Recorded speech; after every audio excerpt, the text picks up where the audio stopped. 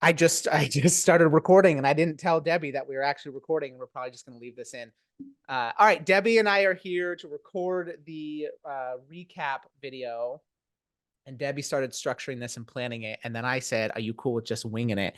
And she said, "Of course I am." So sorry.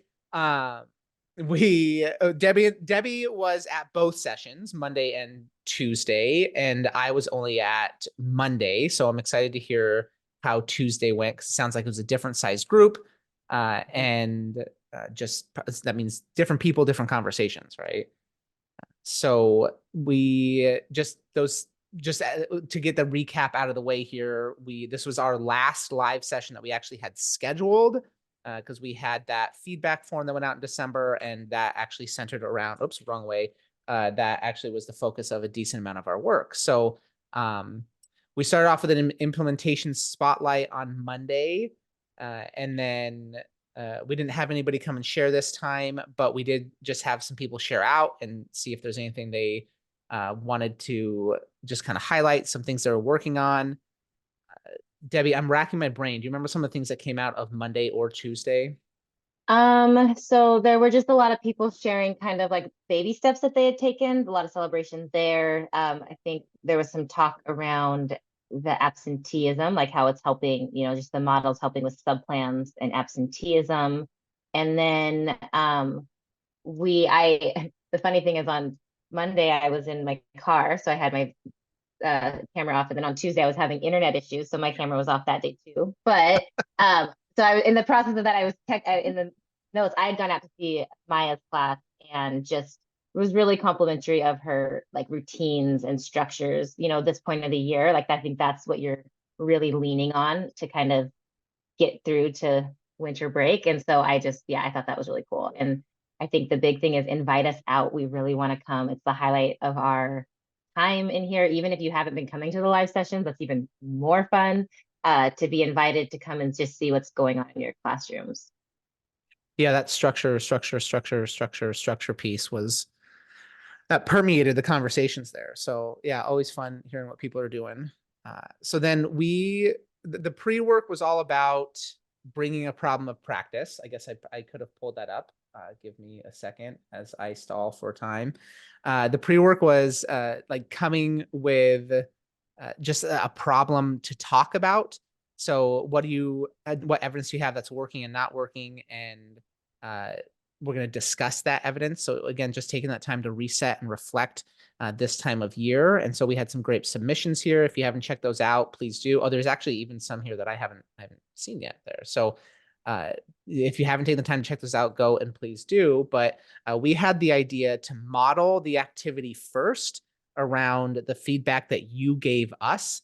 So we took some time as facilitators. Debbie, myself, Kim, and Vanessa had met the week before to talk about the feedback from that feedback form. And then we set a timer for 10 minutes, and we just talked about some of the different feedback that we got, and we were trying to be transparent with some of the changes that we made and what some of those conversations were like, and just trying to think out loud to have some evidence-based conversations. And then if you've done a fishbowl before, Debbie, have you done a fishbowl with students before? Yep. Okay. I So have, outer and circle, inner circle. Yeah. yeah, it's always varying elements of success, right? Class to Yeah. class. But we kind of acted as that inner circle who were having the discussion, and then the Zoom chat was the back channel or the outer circle where they could ask questions and prompt us during our discussion. So, I mean, I had a lot of fun with that on the first on Monday, and you never really know how well it's going to go over. But the feedback from that was really awesome. That people liked hearing us talk, which was cool. How did it go on Tuesday? Yeah, it was really nice. And I feel like the theme for kind of both of those that did, I think, apply to the listeners was the January reset, this idea of taking our feedback and really taking it into consideration. And yeah, I think one of the powers of the fishbowl is that power of listening. You think, oh, I'm on the outside circle, it's really easy. And depending on how you want to do this with students, you can kind of give them a task to be listening for. But sometimes it's really hard to learn how to listen before you speak. And so it does kind of force that. Sometimes you just have to hear other people grapple. And I think that's what's always was really fun. doing this in the class was having students just grapple. Well, there wasn't necessarily a right answer, but just to get to listen to them think through it. So there was a lot of chat, like kind of in our debrief around content ways that you could use Fishbowl, working it into kind of your units. So then we also talked about how it's a really good tool for, similar to what we just did, to hear students, maybe instead of giving them a form, like a survey to fill out, maybe you have them Fishbowl and talk about what's working well with the MCP model. What are our biggest struggles? And really just let them listen, like talk, and then you swap circles and let the other kids respond to what they'd heard or not. And it's just another great tool to bring in for some of that SEL and then just some of that student feedback piece. Yeah, and we had that discussion in one of our breakout rooms on Monday about like we talked to students about wanting to value the process, especially like in a blended learning model, like valuing the process of learning. That's the whole point of mastery-based learning, is that like you don't nail it the first time. You don't always have to have the right answer. In fact, your first attempt should just be an attempt at the right answer, or if there is a right answer. And a really powerful way to force kids into that or start to value that is to force them not to talk, which when we hopped into those breakout rooms, us as facilitators weren't supposed to be talking. We were the outside circle. And that's hard, like, I especially think for some of me. us were a little better at it than others. So in my defense, in the breakout room I was in on Monday, they started talking about AI tools and I couldn't help Well, that myself. happened with Kim when they brought up, I can't remember what the topic was, but same thing. She had to jump in and I think it was the UDL and the shift to blended learning. Oh, the building thinking classrooms. That's what it was. She was listening to them talk and was like, I just can't keep it quiet. And she had to show the book and give a recommendation. So it happened. Yeah, there's a shout out. Building thinking classrooms. That's a winner right there. So Yeah. we in that modeling, we did talk about some of the changes that we're making, which I think maybe is best to highlight at the very end of this video. But we discussed some of our reasoning around that. So that was real It was good. And all then based in data. Yeah. yep, They were all also, data driven. which was super helpful data when everything's a 50-50 split, you people. Well, I'll see if I can find the survey before we get off here so I can pull it up there. It was crazy. Some of the things we were most interested in about scheduling, all these things, it was literally a coin flip, 50-50. Unbelievable. So then we mentioned this a little bit already. We then flipped the script and had participants engage in this.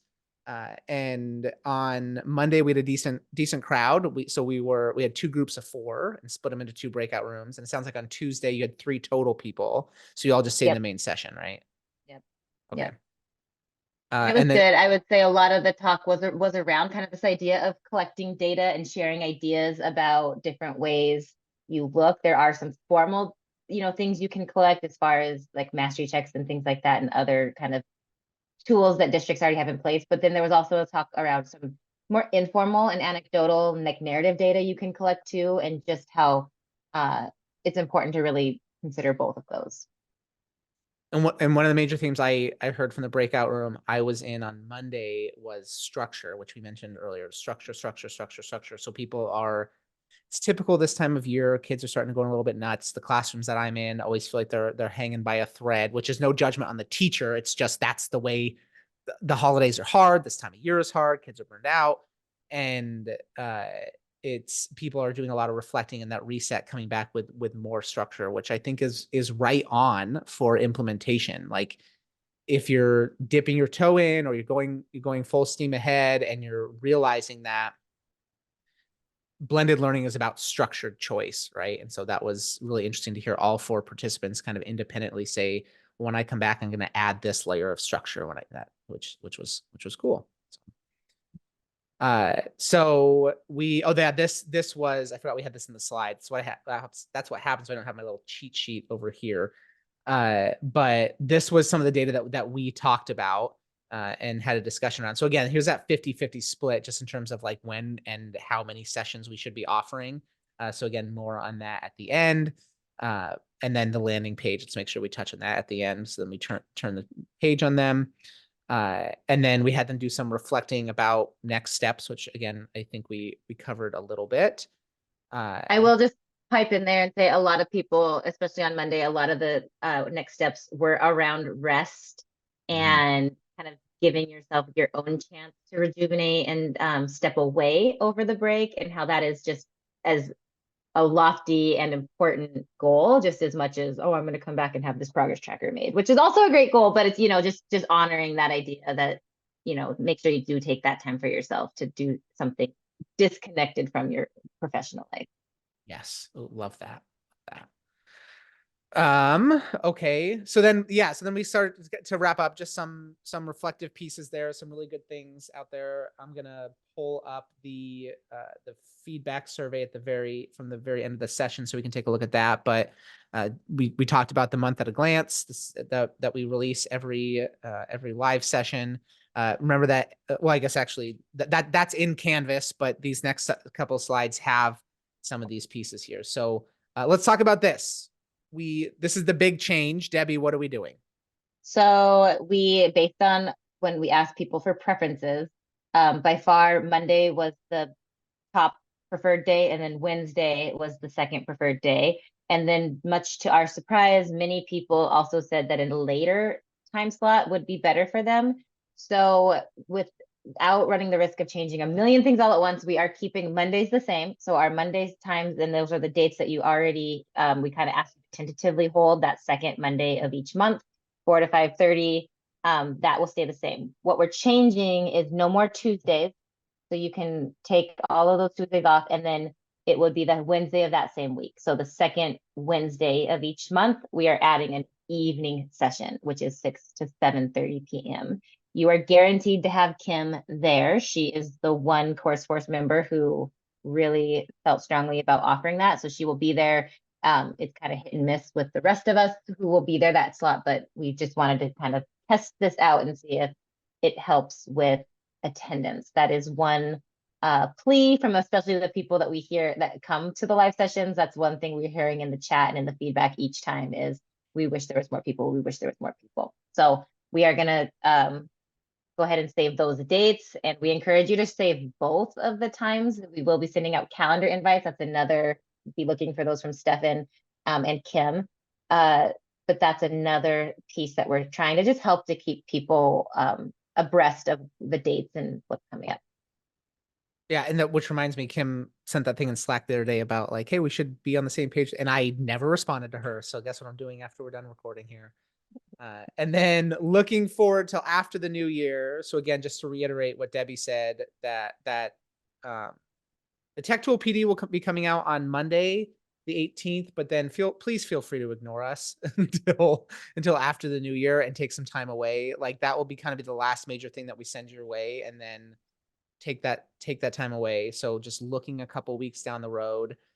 This is live, and Debbie, you were just talking about this yesterday. There's somebody in there and completing work already. So Yeah. what's up?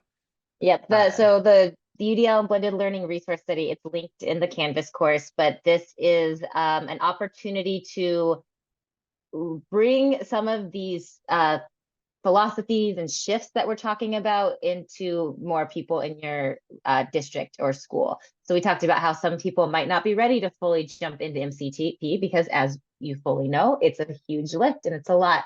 So this is a great kind of baby step where people can start looking at just little things they can start doing in their classrooms, no matter what their instructional model, and things that like, oh, this is what I'm doing right now that's sucking up all my time and energy as a teacher. Here's some strategies to shift this over. And so you're asking students to own more of the learning.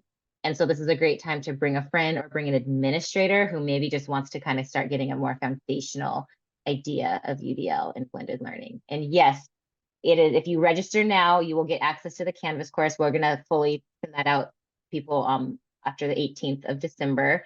And there's 2 modules you complete asynchronously, and then every month you'll have access to the new modules. So yeah, we hope you join us. Yeah. And then NCCE in February, we are leading a session on, or collaborating on a session on blended learning. That will be on the 14th, that first day there. And more to come in terms of like your submissions for that or our request for you for that in the future. And then I feel like we're missing something, but I don't remember. The homepage. That was The the other big homepage. change. Thank you. Well done. So another big change based off of some feedback is Kim did a really nice job of creating a new homepage, new landing page in That's going to be in Canvas. Let's see if I can find it here. I think we launched it. If we do this, will we go? No, not quite Oh, yet. okay. We Um, will by the time this. yeah, so we can make sure to put that up there. Probably this. Yes. So this is what it will look like. Kim organized these into a calendar view because some of the feedback we got was like navigating, like a structured and organized way to navigate the Canvas course. So if you want to just get to that module view, we put a link up here for that. But then these will take you directly to each of those individual modules. And here is a very, very brief rundown of all of the content that's in there. And then all the ancillary stuff down here as well. So ways to stay connected, the tech tools. I did that in a weird order. And then the additional things that we're doing for everybody. So we're hoping that this kind of one-stop shop will be a nice place for you to land and then be able to navigate where you need to go. And then you can always just get to that module view if that's working well for you. And that is kind of it. It was fun in terms of the feedback, what people hoped that we would bring back to you. Is like, what should we include in a recap activity here? Again, just really stressing that reflect and reset portion there. And just some of the ways that people are resetting, incorporating the fishbowl activity. This was probably because I wouldn't shut up about it, but the tech tool PD in December is going to be just an introductory glance at AI tools, and we'll get a little bit more in depth of that next month. But yeah. Oh, and I guess we didn't. Let's end with this. Debbie, do you have like 30 seconds on Robins and Chicks? Yes, so this is Kim Jim. And so this is a PD, like it's about the January reset. And so that's a whole very vivid look at how do you want to be the baby robin that gets the food shoved down your throat? Or do you want to be the baby chick where the mother leads them to the area and then kind of facilitates the getting of the food? And so it's kind of this great connection between passive versus active learning. We think it fits really well with MCP because it's this idea of that motivation piece with students. Like, do you want me to like shove the baby worms down your throat? That's not very pleasant for anybody. Or would you like me to kind of give you some options and you find the tasty treats that are most suitable to your palate? So it's we'll link it in the resources. It's a fun thing that you might be able to use with January reset. We talked middle schoolers especially would probably really relate. Yeah. Awesome. All right. Let us know if you need anything. We can wrap it up there.